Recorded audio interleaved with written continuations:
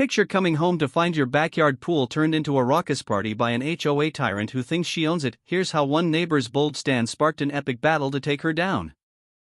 Imagine discovering your peaceful backyard oasis invaded by a squad of uninvited guests, turning your private pool into their personal party zone. Little did I know, this was just the spark that would ignite a neighborhood war against the ultimate HOA tyrant. I was barely halfway up my driveway when I froze in disbelief at the sight before me. 6 women in oversized sun hats and glittery flip-flops had stormed my backyard like it was a public beach. A blaring speaker was blasting 80s pop music so loud the windows shook. And Karen, the self-proclaimed HOA queen, stood on my diving board waving a margarita glass as if she were leading a cruise ship party.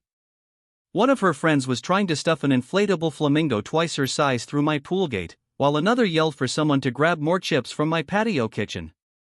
And to top it all off, a karaoke mic screeched as a drunk chorus of girls just want to have fun pierced the air. My pool water, crystal clear that morning, now had a suspicious cloudiness to it. Sunscreen floating in greasy patches, and my brand new poolside loungers were covered in towels I didn't own. I stood there clutching my grocery bags, caught between laughter and fury until Karen spotted me and shouted with a smirk, "Oh, you're home early. Don't worry, we're just enjoying what our HOA dues already pay for." My jaw tightened, my blood boiled, and before anyone could process what was happening, I stormed over, grabbed the gate lock from my tool shed, slammed it shut with a clang, and marched to the filter controls with murder in my eyes. The thrum of the pump died instantly, the once pristine water going eerily still. 6 shocked faces stared back at me. Karen spilling half her margarita as I said with a calmness I didn't feel. "If you're going to throw a party in my pool, you can do it without filtration. Let's see how much fun you have swimming in a swamp." A tense silence followed, broken only by a hysterical giggle from one of the tipsy women before Karen shrieked that I'd just declared war on the HOA. She had no idea how right she was. Rewind to 2 weeks earlier when I first suspected Karen was up to something. Ever since I moved into this supposedly peaceful neighborhood, Karen had been a thorn in my side, policing my lawn height, sending me fines for leaving my trash bins out for exactly 3 minutes too long, and making helpful suggestions about everything from my mailbox color to my front porch decor. But her envy of my pool was next level. She'd drop hints about community sharing, make passive-aggressive remarks about how selfish it was to keep such a big pool to myself, and even claimed it violated the spirit of neighborhood harmony. I knew it was only a matter of time before she tried something ridiculous. But I underestimated just how bold she'd get. 2 weeks ago, I caught her snooping near my back fence with a clipboard, muttering about safety inspections despite having no authority to be there. When I confronted her, she brushed me off, saying she was ensuring my pool met HOA hosting standards. I laughed it off then, thinking it was just another power trip. But looking back, that was the first sign she was plotting to turn my backyard into her private cabana. The following weekend, I overheard her at the block garage sale telling her friend Nancy that she'd finally found a loophole that made my pool a shared neighborhood resource. She spoke as if she already owned it, boasting about throwing summer parties and bringing people together because what's mine is mine and what's his should be everyone's. I tried to call her out, but she dismissed me with a wave and a fake smile, muttering about waiting for the next board meeting. My gut told me she was up to something nasty, so I started locking my gate religiously. Still, I didn't anticipate she'd bypass my lock entirely by charming her way through my neighbor's yard, cutting across their property, and staging a full-scale pool invasion while I was gone. That morning, I had been running errands, blissfully unaware that Karen and her squad had decided to test drive my pool for their next HOA social event. They dragged in coolers, snacks, floats, and even a karaoke machine, blasting music like they were hosting a Las Vegas bachelorette party. My security camera alerted me to motion. But by the time I checked my phone, I was already a minute from home, and nothing could have prepared me for the scene I walked into. The instant I locked that gate and shut down the filter, the neighborhood war lines were drawn. Karen erupted in protest, yelling that I couldn't deny her community rights, while her friends whispered nervously about trespassing charges. I pointed at my deed on the patio table, which clearly showed it was private property, but Karen had the audacity to yell back that HOA rulings trump personal deeds, a phrase that nearly made me burst out laughing from the sheer absurdity. Neighbors started peeking over fences, phones recording as the spectacle escalated.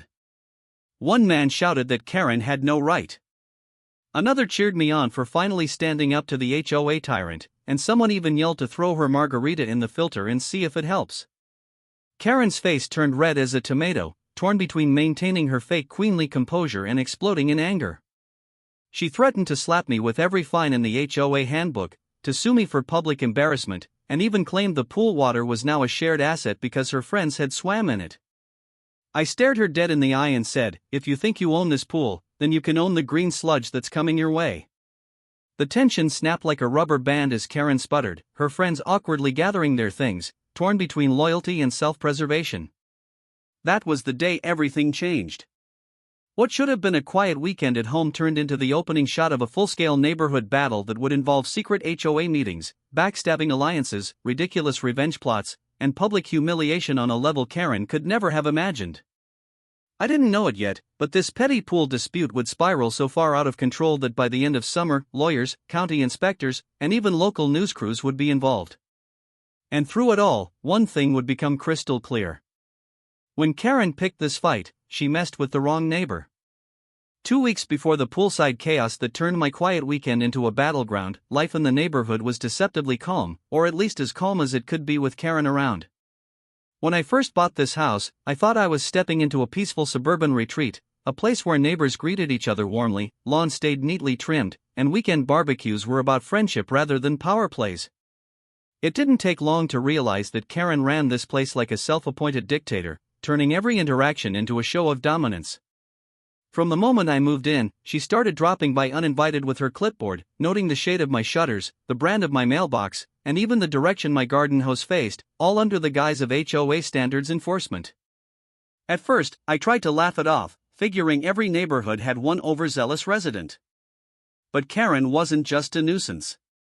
She was a strategist, someone who treated the HOA like her personal kingdom, and saw me with my slightly bigger house and private pool as a threat to her imagined throne. The first clash came only 3 days after I settled in. I had just finished mowing my lawn and left the grass clippings bag near the curb, planning to toss it into the bin after lunch. Karen appeared out of nowhere as if summoned by the scent of non-compliance, tapping her clipboard with a smug smile. "You know," she began, "HOA regulations specify immediate disposal of lawn waste. Letting it sit out is unsightly and lowers community appeal." I glanced at the neatly tied bag and back at her, thinking she had to be joking, but she wasn't. She took a photo, threatened a written warning, and marched off without letting me explain. Over the next month, I got fined for leaving my trash bins out 2 minutes past collection, for having a welcome mat she deemed off theme, and for using non-regulation birdseed that allegedly attracted the wrong species of sparrows. Every petty infraction felt like a calculated move, a reminder that Karen was watching and waiting for me to slip up. Her power tripping went overboard in a way that made even the friendliest neighbors roll their eyes when her name was mentioned. The pool became a point of tension early on. It was a big draw when I bought the house, my personal oasis, and apparently Karen saw it as an affront to her authority. She'd casually comment about how a true community neighbor would share such a luxury, or how an unused pool is a wasted resource, though I swam in it every other day. Once during a block party, I overheard her telling a group of residents that private pools undermine neighborhood unity, implying that I should consider opening it for HOA events. The comments were always coded in faux friendliness, but the intent was obvious. She wanted access and she wouldn't stop until she got it. I made it clear the pool was mine and mine alone, fenced, locked, and not subject to HOA interference. She smiled that tight-lipped Karen smile and said, "We'll see about that." Things escalated during an HOA meeting I attended out of politeness, but quickly regretted. Karen presided like a judge in a courtroom, slamming her gavel over issues as small as mailbox paint chipping or a toddler's sidewalk chalk drawings violating property aesthetics. Midway through, she introduced a bizarre proposal about community access to underutilized private amenities. It didn't name me specifically, but all eyes slid toward me when she described a pool that could benefit everyone if its owner embraced the spirit of sharing. I stood up firmly, stating my pool was private property, legally deeded, and not subject to communal claims. Karen smiled sweetly, thanked me for my input, and tabled the discussion for further review, which was her way of saying she wasn't done scheming. That night, a neighbor named Alan pulled me aside and warned me Karen had tried similar power grabs before, but never had a pool as tempting as mine to fight over. "She's relentless," he said. And if she wants something, she'll twist rules until they fit her plan. The following week, I noticed her circling my property more often, pretending to jog past my backyard while clearly sizing up the pool area. I caught her peering through the fence one morning, phone in hand, snapping pictures. When I confronted her, she claimed she was checking for safety hazards that could affect neighborhood insurance premiums. I told her to stay off my property unless invited, and she gave me that icy look that said, "You just made the wrong kind of enemy." Word spread fast that Karen was drafting a shared amenities clause to present at the next HOA vote, a thinly veiled attempt to override property lines under the pretense of community enrichment. Some neighbors whispered about supporting it out of fear of Karen's retaliation, while others laughed at the absurdity. But everyone knew that in this neighborhood Karen's bad side was dangerous territory. Meanwhile, her behavior grew bolder. One evening, returning from work, I found Karen lounging in a chair outside my fence, sipping wine, staring longingly at the pool as if planning how to arrange deck chairs for her future parties. Another time, she slipped a note in my mailbox reading, "Wouldn't it be wonderful to host neighborhood socials by the pool this summer? Think about it." I crumpled the note, knowing there was nothing to think about except how to keep her out. I upgraded my lock, added cameras, and thought maybe, just maybe, that would deter her. But the more I tried to draw boundaries, the more determined she seemed to cross them. It all came to a head one Saturday when she ambushed me during my morning jog, breathlessly announcing she had discovered a bylaw loophole that reclassified private pools as potential shared spaces if deemed underutilized. I laughed in her face, asking if she was out of her mind, and reminded her my deed was clear. She smirked and said, "Deeds can be reinterpreted when community interest is at stake." The sheer audacity left me speechless. She strutted away with the confidence of someone who believed rules bent in her favor, and I had a sinking feeling she'd test that theory soon. By the time I overheard her telling Nancy about her upcoming poolside social, complete with drinks, music, and invited guests, it was too late. The plan was already in motion, and I was the last to know. My private oasis, the one thing that made dealing with this neighborhood tolerable, was being marked for hostile takeover by a woman who treated HOA power like divine right. I didn't realize it then, but Karen's obsession with my pool wasn't just about entitlement. It was about control, about proving she could bend anyone to her will, and that made her dangerous in ways I hadn't even begun to understand. The invasion of my pool that day wasn't a spontaneous act of rudeness. It was the culmination of weeks of plotting, manipulation, and boundary pushing, and it was only the beginning of a war that would spiral beyond anything either of us could have imagined. The Monday after the infamous pool invasion felt like waking up in a different neighborhood, one where every glance from a passerby carried a hint of curiosity. Every whispered conversation seemed to stop the moment I stepped onto my porch, and every move I made felt like it was being recorded and reported back to the HOA queen herself. Karen had turned our quiet suburban street into a battlefield of silent stares and fake smiles. That morning, a flyer mysteriously appeared on every door, claiming there had been an unfortunate misunderstanding involving communal pool rights, assuring residents that the HOA board would soon clarify newly recognized guidelines. The language was legalistic nonsense, but the message was clear. Karen was already spinning the trespassing fiasco into a narrative that painted me as the bad neighbor hoarding a shared resource. The audacity of her campaign made my blood boil, but it also made me realize she was escalating her game from harassment to a full-blown coup attempt on my property, and I couldn't just sit back and hope logic would win. I went to that week's HOA meeting, determined to end the madness before it got out of control. The room was packed, neighbors filling every chair, some standing along the walls, clearly there for the drama. Karen sat at the front like a queen addressing her court, gavel in hand, eyes sparkling with the thrill of power. The agenda, of course, included a discussion on underutilized amenities, thinly veiled code for my pool. As soon as I opened my mouth to protest, Karen interrupted with a syrupy sweet tone, "Let's not make this personal, dear. We're just talking about what's best for everyone." She then proceeded to spin a tale about how community wellness was suffering because a perfectly good pool was locked away from residents who deserved occasional access. She cited fake statistics about neighborhood happiness rates, claimed several families had complained about lacking a swimming facility, and even suggested insurance premiums could drop if amenities were shared.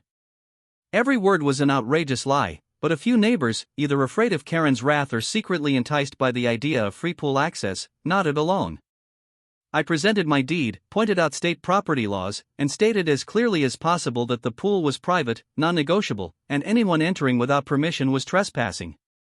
Karen gave me a condescending smile and murmured something about legal gray areas. The meeting dissolved into shouting, half the room siding with me, the other half too confused or intimidated to speak against Karen.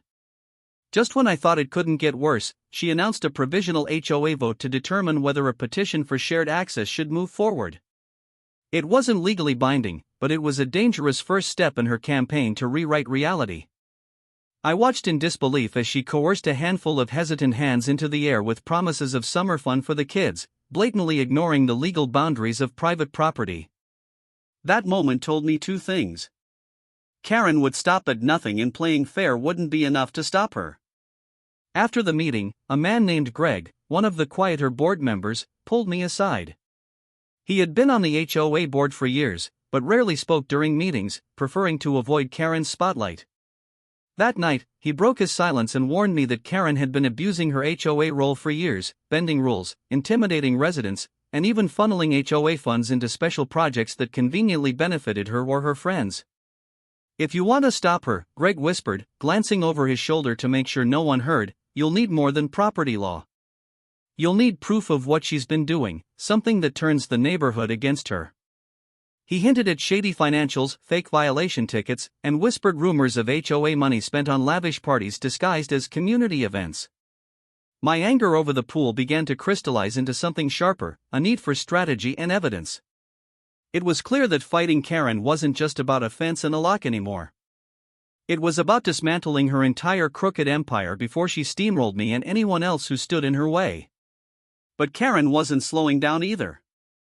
Over the next few days, she started staging open discussions on sidewalks, chatting loudly with groups of neighbors about how tragic it was that one resident refused to share his unused pool, painting me as a selfish outsider who didn't care about community bonds.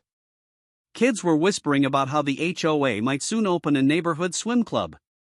And one neighbor even asked if I was planning to start charging admission. She had twisted the story so thoroughly that people were confused about where truth ended and Karen's lies began. Flyers went out announcing a summer splash party pending HOA approval with a stock photo of a happy family in a pool that was unmistakably mine. Seeing my backyard turned into advertising for her fantasy events sent a fresh wave of rage through me. But this time, instead of just getting angry, I started planning my counterattack. I upgraded my security, not just with better locks, but with cameras placed in every angle of the backyard, ready to catch Karen or her friends stepping foot where they didn't belong. I spoke to a lawyer who assured me Karen's community claim was legally worthless, but warned me that harassment and false fines could drag me into months of exhausting bureaucracy if I wasn't careful. I started documenting every interaction, every flyer, every meeting comment, building a timeline of her obsession with my pool. But even as I gathered my defense, Greg's words about her financial misconduct echoed in my mind. If I could find proof of her abusing HOA power beyond my situation, maybe I could turn the tables completely. The challenge was figuring out how, since Karen guarded the HOA office files like state secrets and her inner circle of friends seemed ready to shield her from scrutiny. Meanwhile, she kept pushing the boundaries, showing up uninvited to inspect my backyard fence from her side of the property line, measuring my patio furniture for safety compliance, and sending letters threatening fines for imaginary violations. One even claimed that excessive pool reflections might be disturbing passing drivers, a completely fabricated rule. Each letter was more absurd than the last, designed to wear me down. But instead of caving, I let my anger fuel me, turning every petty move she made into another entry in the growing case I was building. My quiet summer was gone, replaced with a simmering feud that had the entire neighborhood picking sides, waiting to see who would win. By the end of that week, I realized this wasn't just about a pool anymore. Karen's obsession had exposed a deeper rot in the HOA, a power structure that let one person bully and manipulate everyone else. If she could rewrite rules to steal my property today, what would stop her from doing worse tomorrow? The thoughts settled heavy in my chest as I sat by the locked pool one night, the water calm under the moonlight, remembering how peaceful I thought life would be here.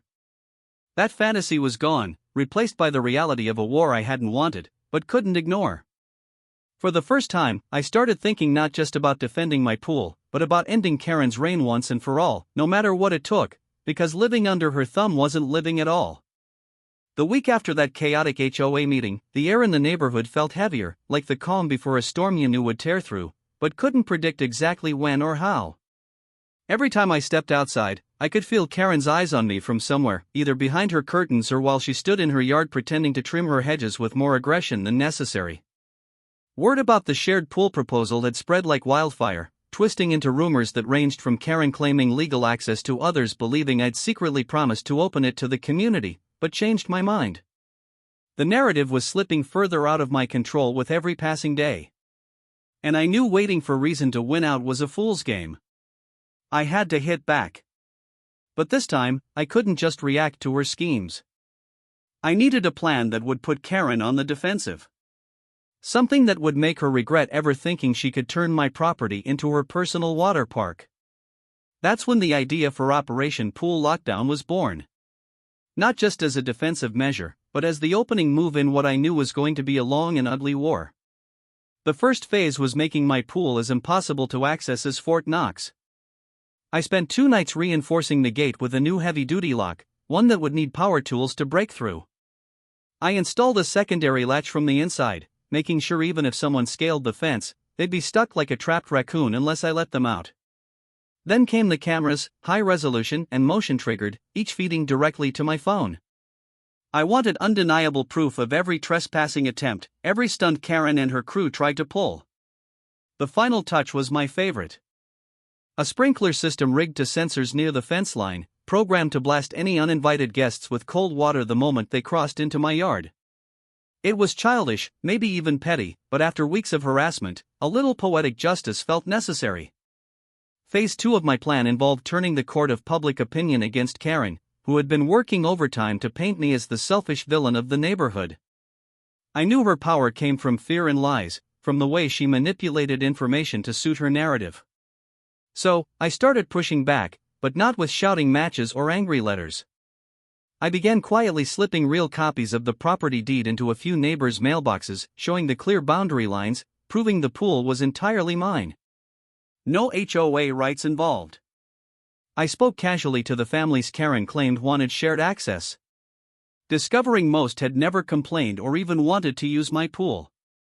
A couple of them admitted Karen had suggested they speak up or hinted their HOA fees might work in their favor if they supported her. It was dirty politics, plain and simple, and I knew if I could expose enough of it, her little empire would start to crack. Karen, of course, didn't take my silence as retreat. She saw it as an invitation to escalate. 2 nights after I finished my security upgrades, I caught her and 2 of her cronies trying to sneak in through my side yard. The cameras captured every second from their whispered giggles to the exact moment the sprinklers went off, soaking them in freezing water and sending them screaming back toward the street. The footage was comedy gold, and I might have let it go as a private laugh if Karen hadn't filed a formal HOA complaint the next morning, accusing me of assault by water device. That's when I uploaded the video anonymously to the neighborhood group chat. Within hours, it had gone viral in our small circle, neighbors sharing it with captions like, HOA stormtroopers repelled at midnight raid and Karen's commando pool mission goes wrong. For once, the laughter wasn't aimed at me, but at her, and it was the first real crack I'd seen in her facade of power. Still, I knew embarrassing her wouldn't be enough. Karen wasn't the type to retreat quietly. Humiliation only made her more dangerous. Sure enough, the next HOA letter I received claimed I was violating community harmony clauses with my aggressive property defenses, threatening fines unless I removed the sprinklers and cameras. That letter joined a growing pile of nonsense violations stacked on my kitchen counter, each one more absurd than the last, all designed to pressure me into submission. But instead of stressing me out, they hardened my resolve. I started documenting everything, creating a case file so thick that if this ever made it to court, Karen's harassment would be undeniable. And thanks to Greg, my quiet ally on the board, I was learning more about how far Karen's corruption reached. She had been fining residents for violations that didn't exist, funneling HOA money into personal parties, and using intimidation to keep people from fighting back. My pool had just become her latest trophy attempt, but she'd been ruling this place like a tyrant for years, and most neighbors were too tired or scared to challenge her. Operation Pool Lockdown wasn't just about locks and sprinklers anymore. It was about strategy. I started talking discreetly to others Karen had wronged, collecting their stories, their old finds, their photos of ridiculous HOA notices. One elderly couple had been fined for having unauthorized rose bushes, even though roses were listed as approved plants in the HOA handbook. Another family had been told to remove their kids' playset because it clashed with community design themes, only to see Karen's best friend install a gaudy gazebo without consequence. It painted a picture of a woman drunk on power using the HOA as her personal fiefdom. The more stories I gathered, the more determined I became to not only defend my pool, but dismantle her entire reign. The turning point came late one evening when Greg slipped me a folder marked confidential. Inside were copies of HOA expense reports, handwritten notes, and receipts that didn't add up. Thousands of dollars listed under vague headings like community engagement events and landscape consultation. But the receipts told another story. Catered dinners, spa packages, and luxury decorations bought for Karen's private gatherings. My hands trembled as I flipped through page after page of evidence, realizing I was holding the key to taking her down. But I had to be careful. If Karen suspected I had this, she'd unleash every weapon she had to destroy me first. So, I played it cool on the surface, attending the next HOA meeting and keeping my mouth shut while Karen grandly announced plans for a trial community pool day in my backyard pending board approval. The room buzzed with excitement and disbelief, and I could feel eyes on me waiting for an explosion. Instead, I smiled thinly and said nothing, letting Karen think she'd finally worn me down. But inside, I was already planning my counterstrike. Soon, very soon, the neighborhood would know exactly who Karen was and what she'd been doing all these years. Until then, I'd let her dig her own grave, confident that when the truth came out, she wouldn't just lose the battle for my pool. She'd lose everything. The days following that tense HOA meeting were eerily quiet, but it wasn't the kind of peace that meant things were finally settling down. It was the kind of silence you got when someone was planning their next move. And knowing Karen, I expected it to be big, loud, and aimed squarely at making my life miserable. I spent those days pretending to carry on like normal, mowing my lawn, washing my truck, waving at neighbors. But inside, I was coiled tight, waiting for the next strike. The folder Greg had given me stayed hidden in a locked cabinet. Its contents burned into my mind like a secret weapon I couldn't yet reveal. It was a strange position to be in, knowing I held the truth that could end Karen's reign, but needing to wait for the perfect moment to use it.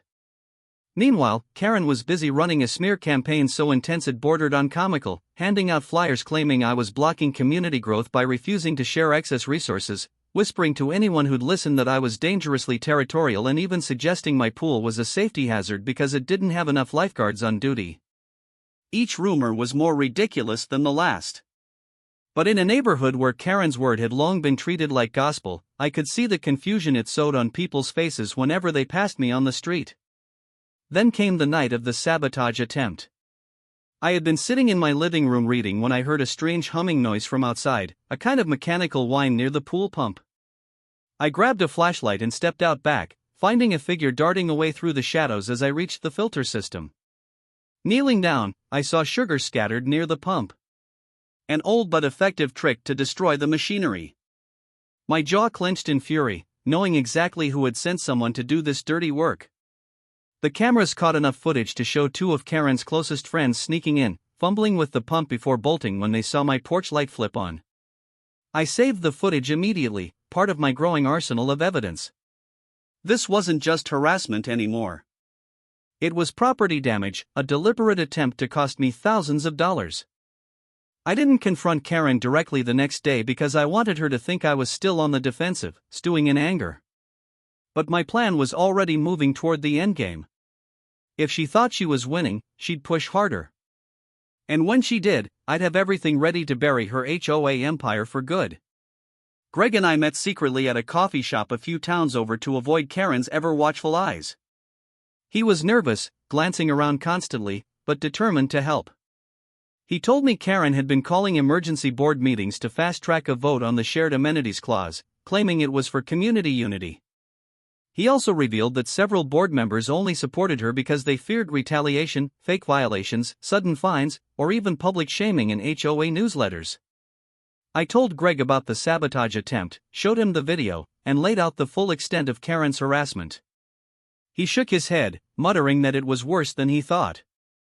Then he gave me another bombshell, a board email chain discussing budget reallocations for a community wellness retreat, which in reality was a luxury weekend getaway Karen had booked for herself and two friends using HOA funds. It was blatant theft, and combined with the folder of evidence I already had, it was enough to take her down hard if handled correctly. But Greg warned me Karen had influence with the HOA lawyer, meaning any direct legal action could drag on for months. If I wanted to win quickly and decisively, I needed to turn the entire neighborhood against her, leaving the board no choice but to oust her or face collective outrage. So, I began stage 2 of my counterattack, slowly leaking pieces of truth to neighbors I trusted, planting seeds of doubt about Karen's integrity. At first, they were hesitant to believe me.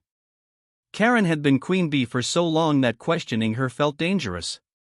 But once I showed a few people the doctored financial reports, the absurd expenses listed as community events, and the video of her friends trying to destroy my pool pump, eyes widened and whispers began. One neighbor, Mrs. Dawson, admitted she had always suspected Karen of pocketing HOA money, but had been too afraid to speak up after receiving bogus fines for her flower bed. Another neighbor confessed Karen had promised special exceptions for his home extension if he backed her decisions during meetings. The more I shared, the more the facade of Karen's power began to crack, revealing just how much of it was built on intimidation and lies. Karen, oblivious to the storm brewing behind her, doubled down on her campaign against me. She started sending out glossy flyers announcing a neighborhood pool day set for the upcoming Saturday, claiming HOA approval was pending, but expected. She even went as far as to post a sign near the entrance of the subdivision with a big arrow pointing toward my house, advertising the event like it was a done deal. The brazenness was astounding, and it turned out to be her biggest mistake. The stunt drew so much attention that even residents who had been neutral started asking questions. How could the HOA promise access to a private pool that didn't belong to them? Why was Karen planning events with funds that weren't accounted for in recent budget reports? Slowly, the neighborhood mood shifted from quiet acceptance to simmering skepticism, and I made sure to nudge that skepticism along by slipping anonymous printouts of Karen's luxury retreat receipts into a few more mailboxes. The tipping point came the day before Karen's planned pool party. Greg tipped me off that she intended to show up unannounced with her friends and sympathetic neighbors, staging a kind of hostile occupation to force the issue. I knew it was my chance to deliver a blow she couldn't recover from. I spent that evening setting up every camera angle possible, testing the sprinklers, and even having a local reporter friend, whom I'd quietly fed the story to, park nearby to witness whatever spectacle Karen had planned. By this point, I wasn't just defending my pool. I was orchestrating her public downfall. Sure enough, Saturday morning arrived with Karen marching toward my house, flanked by a small crowd, banners in hand, coolers rolling behind them like they were staging a parade. I stepped outside calmly, phone in hand, as she announced to the gathered neighbors and cameras that community spirit had triumphed and that today was the first official neighborhood pool day. Before she could reach the gate, I held up my phone and played the footage of her friends attempting to sabotage my pump. The image projected loudly on a portable speaker for everyone to hear. Gasps rippled through the crowd as I followed it up by handing out copies of the financial reports showing where their HOA fees had really gone. Not to community improvements, but to Karen's spa trips, catered dinners, and personal project. Her face drained of color as people turned on her, demanding answers, shouting questions she couldn't possibly explain away. She tried to bluster, claiming it was all misinterpreted data. But the damage was done. The crowd that once feared her was now enraged.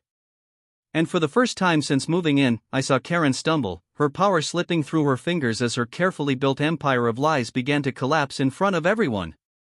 The week after Karen's disastrous attempt to stage her fake community pool day, the neighborhood felt like it had shifted into a different reality, one where people who had been silent for years were suddenly willing to talk, question, and even openly criticize the self-appointed queen of the HOA.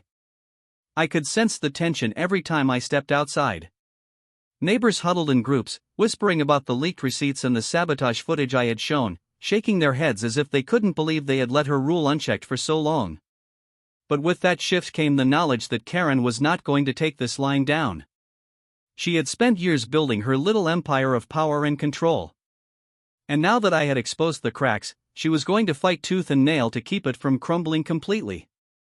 Greg warned me that Karen had called an emergency HOA meeting to clear the air, which everyone knew was code for her staging a desperate attempt to regain control. I walked into that meeting prepared for war, armed with evidence, recordings, and witnesses who had finally decided enough was enough. The room was packed, the air thick with anticipation and anger.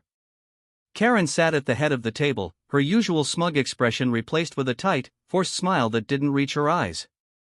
She opened the meeting with a dramatic speech about community unity being threatened by misinformation and malicious intent, clearly trying to paint herself as the victim of a smear campaign. But the crowd wasn't buying it like they used to. Several residents interrupted, demanding to know why their fees had funded her luxury retreats or why she had promised access to property she didn't own. Karen's composure started to crack as she stammered out vague excuses, claiming the receipts were taken out of context and that the pool situation had been a misunderstanding blown out of proportion. That's when I stood up, holding the folder Greg had given me, and calmly laid out every piece of evidence, from the fabricated violation notices to the sabotage footage to the emails planning personal getaways under the guise of HOA business. Each page I read out was like hammering another nail into the coffin of Karen's credibility, and the murmurs of the crowd grew louder, shifting from confusion to outrage. Karen tried to interrupt, shouting that I was fabricating lies, but Greg spoke up for the first time in years, confirming everything I said and adding details only an insider would know about how Karen had manipulated votes, threatened residents, and funneled HOA funds for her personal gain. More residents began sharing their own experiences, times they had been bullied into compliance or fined for ridiculous reasons, while Karen's friends got away with far worse. The meeting spiraled into chaos, people yelling over each other, demanding Karen step down immediately. She pounded the gavel, trying to restore order, but the authority she once wielded like a weapon had vanished. The board members, sensing the tide had turned, distanced themselves from her, insisting they had only followed her lead out of fear of retaliation. Watching Karen flail as her empire collapsed around her was almost surreal, like seeing a tyrant dethroned after years of unchecked power. Just when it seemed the meeting couldn't get any more intense, a man I didn't know well but had seen around the neighborhood stood up and announced he had reported Karen to the county inspector weeks ago for unapproved renovations to her own property that violated the same rules she enforced so ruthlessly on everyone else. He pulled out photos of her illegal backyard deck expansion built with HOA funds, and the room erupted in gasps and angry shouts. The board had no choice but to vote on an immediate suspension of Karen's presidency, pending a full investigation, a vote that passed unanimously amid cheers and applause. Karen screamed that it was all a setup, that I had poisoned everyone against her. But her words had no weight anymore. For the first time since moving in, the neighborhood saw her for what she really was, a fraud, a bully, and a hypocrite who had abused her power for far too long. Even as she was stripped of her title, Karen refused to go quietly. She threatened lawsuits, vowed to come after me personally, and declared this wasn't over. But the fear that once gave her threats power was gone. People laughed at her. Someone yelled that she should start packing. And another resident muttered that maybe now they could enjoy their homes without living under a tyrant's rule. I left the meeting feeling a strange mixture of triumph and unease. The battle for my pool was won, but the war with Karen felt far from over. She wasn't the kind of person to accept defeat gracefully, and deep down I knew she'd try one last desperate stunt before this was truly finished. Sure enough, the following days brought a flurry of bizarre attempts at retaliation. Anonymous complaints were filed against me for noise violations. Even though I hadn't had so much as a barbecue, my mailbox was mysteriously knocked over twice. And someone left a threatening note in my driveway warning me to watch my back. But instead of intimidating me, these petty acts only fueled my resolve. The neighborhood was awake now, no longer blindly following Karen's lead, and I had the truth, and most of the community on my side. Greg and several other residents formed a committee to review HOA finances and rewrite bylaws to prevent abuse of power in the future. For the first time, it felt like real change was possible, that Karen's downfall could lead to something better for everyone, not just me. The defining moment came a week later when the county inspector, tipped off by multiple residents, arrived with police escort to investigate Karen's property. The entire street gathered to watch as they documented code violations, illegal constructions, and unauthorized use of HOA funds. When Karen stormed outside screaming that it was all harassment, the inspector calmly informed her she was facing multiple fines and possible charges for fraud and embezzlement. The look on her face as the reality sank in was priceless. A mixture of rage and disbelief that her long-standing web of lies had finally unraveled. Neighbors who had lived in fear of her for years clapped, cheered, and openly mocked the woman who had once controlled every aspect of their lives. That night, for the first time since moving in, I sat by my pool with a cold drink in hand, listening to the quiet sounds of a neighborhood free from Karen's tyranny. The war had been exhausting, full of tension, sleepless nights, and moments I thought I'd never win. But as I looked around at the smiling faces of neighbors who stopped by to thank me for standing up to her, I knew it had all been worth it. Karen wasn't just out of my pool. She was out of power, out of excuses, and soon out of this neighborhood entirely. Still, as satisfying as the victory was, I couldn't shake the feeling that Karen had one last trick up her sleeve, a final act of desperation before her reign ended completely. And as much as I wanted to believe it was over, I stayed ready, knowing that people like her never surrender quietly, and that the last chapter of this war had yet to be written. The neighborhood had changed since Karen's empire crumbled. But there was still a tension in the air, a sense that something unfinished lingered, waiting to erupt. It wasn't paranoia, it was instinct, the kind you develop after weeks of living in a constant battle zone. Despite her public humiliation, Karen hadn't moved out. And though stripped of her title, she stalked the streets like a cornered predator. Rumors swirled that she was plotting revenge, scheming with the few loyal friends she had left, trying to twist the narrative and reclaim some shred of power. Part of me wanted to ignore her to enjoy the rare peace of sitting by my pool without worrying about intruders. But I knew better. People like Karen don't fade quietly. They go down swinging, and I could feel the final storm building just beyond the horizon. It came on a bright Saturday afternoon, the kind of day where the sun was warm but not oppressive, where the smell of grilled burgers floated through the neighborhood, and for a fleeting moment, life felt normal. I was floating in my pool, eyes closed, when I heard a commotion at the end of the street. At first, I thought it was kids playing, but the voices grew louder, angrier, mixed with the screech of tires and the unmistakable sound of Karen shouting like a general rallying her troops. I climbed out just in time to see a caravan of cars pulling up to my driveway, packed with Karen's last remaining allies, some clutching homemade signs reading HOA justice and shared pools for all. It was absurd, like a bad sequel to the nightmare I thought I'd ended. But there it was, unfolding in my front yard. Karen stormed out of the lead car, megaphone in hand, announcing to the gathered neighbors that injustice would not stand and that the community had a right to my pool, investigation or not. It was a desperate stunt, a final attempt to rewrite history in front of an audience she thought she could still manipulate. But this time, the audience wasn't buying it. Neighbors stepped out of their homes, cameras in hand, recording the spectacle. Instead of cheers or support, Karen's tirade was met with laughter. Eye rolls and calls for her to go home. Still, she pressed on, leading her small group toward my locked gate, vowing that the people will swim today. I let them rant for a few minutes, knowing exactly what was about to happen. I had been preparing for this moment since the day she lost the HOA meeting, knowing she'd try something reckless to claw back control. What Karen didn't know was that I had invited the local news station, the very same one that had covered her downfall, to be on standby for any developments. As her posse rattled my gate and chanted nonsense about neighborhood rights, a news van rolled up, cameras pointed at the unfolding chaos. Karen froze, realizing too late that this wasn't the triumphant return she had imagined, but a public spectacle that would broadcast her desperation to the entire county. I stepped out onto my porch, calm and collected, holding a folder in one hand and my phone in the other. "Karen," I said loud enough for everyone to hear. "You've already lost this fight. You're trespassing again, and I've got cameras rolling, police on speed dial, and a neighborhood that knows exactly who you are now." Murmurs of agreement rippled through the crowd of onlookers. Neighbors stepping forward to tell the news crew about the years of harassment, fake fines, and Karen's abuse of power. The handful of allies she dragged with her began shifting uncomfortably, realizing they were standing on the wrong side of history. One even slipped away quietly, abandoning the protest signs in a nearby bush. But Karen, fueled by stubborn pride, refused to back down. She launched into a furious speech about how she was the true protector of the neighborhood's values, how I had orchestrated her downfall with lies, and how she would reclaim what was rightfully hers. The words sounded hollow now, stripped of the authority she once wielded, and every camera present captured the wild desperation in her eyes. Then came the final blow, the moment I had been saving for exactly this kind of showdown.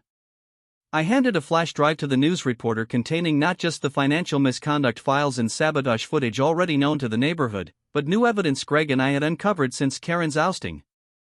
It included recordings of her threatening board members into compliance, emails planning to ruin residents who opposed her, and proof she had siphoned HOA funds into a personal account over multiple years. As the reporter played excerpts on a portable speaker, the crowd's mood shifted from amusement to outright disgust. People shouted at Karen to leave, some demanding legal action, others calling her a disgrace. The last remnants of her support vanished. Her so-called friends backing away, muttering excuses as they realized they were aligning with a sinking ship. Karen stood alone, face pale, words stuck in her throat as the reality of total defeat washed over her. By the time the police arrived, summoned by multiple trespassing complaints, Karen was no longer shouting. She was crying angry tears, insisting she had been misunderstood, that she only wanted fairness, but no one believed her anymore. The officers escorted her away after warning her that any further stunts would result in charges, and the neighborhood watched in stunned silence as the once untouchable HOA queen was driven off like a troublemaker, finally facing consequences. The news crew caught it all, and by evening the story had spread beyond our subdivision, painting Karen as the tyrant who tried to steal private property and ended up exposed for years of corruption. That night, the neighborhood threw an impromptu block party, a real one this time, no HOA oversight, no ridiculous rules, just neighbors laughing together, relieved that the reign of terror was finally over. People thanked me, clapped me on the back, raised drinks and toasts to the end of Karen's nonsense. For the first time since I'd moved in, it felt like a real community, not one policed by fear and pettiness. Greg was there, too, smiling quietly, telling me he couldn't believe we'd actually done it. But as much as it felt like a victory for me, it felt even more like a victory for everyone who had lived under Karen's thumb for too long. The final touch of poetic justice came a week later when Karen, facing multiple fines, lawsuits, and community service requirements, was assigned to clean and maintain the public park near the subdivision, scrubbing graffiti and pulling weeds under the watchful eyes of the very neighbors she used to bully. She never came near my property again, and her house went up for sale not long after, a for sale sign marking the end of her rule. As for me, I reclaimed my peace. My pool, once the battleground for Karen's power play, became what it was always meant to be, a quiet retreat where I could unwind without drama. Sitting by the water on a warm evening, I reflected on the chaos of the past few months and felt a strange mix of exhaustion and satisfaction. I hadn't just defended my home. I had exposed a tyrant, dismantled her empire, and helped a neighborhood find its voice again. Karen had brought her friends to my pool, thinking she could take what wasn't hers. But in the end, all she took was a long, humiliating fall from power that no one would ever forget.